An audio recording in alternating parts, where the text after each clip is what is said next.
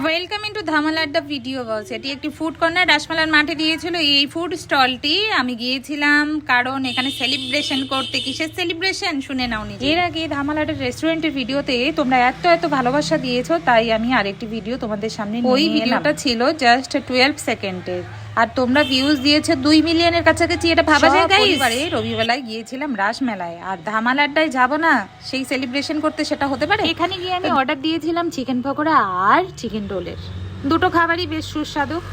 আর এখানের মেনু কার্ডটা তোমরা একবার দেখে নিও, তাহলে বুঝতে পারবে। খুব একটা প্রাইস না, মোটামুটি আমাদের সাধ্যের মধ্যেই। পুজোর দিনগুলোতে বড় বড় হোটেল রেস্টুরেন্টগুলোর খাবারের গুণমান কিন্তু ভালো থাকে না, কিন্তু সে তুলনায় এখানের খাবারের গুণমান ছিল অনেকটা ভালো। আমার ব্যক্তিগতভাবে ভীষণ ভালো লেগেছে এখানকার খাবারগুলো।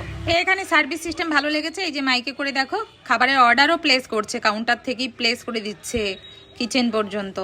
আর যখন আমাদের খাবারের অর্ডারটা সার্ভ করছে তখনও কিন্তু মাইক করেই অ্যানাউন্স করে বলে দিচ্ছে। কি বুদ্ধি! কি আমাদের অর্ডার চলে এসছে। এটা লাস্ট অর্ডার ছিল। বাবু নিয়েছিল একটা মশলা কোক নিয়েছিল, আর আমাদের ছিল একটা করে চিকেন রোল। আমি খাওয়ার আগে যে কোনো খাবারই নিয়ে একটুখানি ট্রাই করবেন, আমাকে দাও বলে।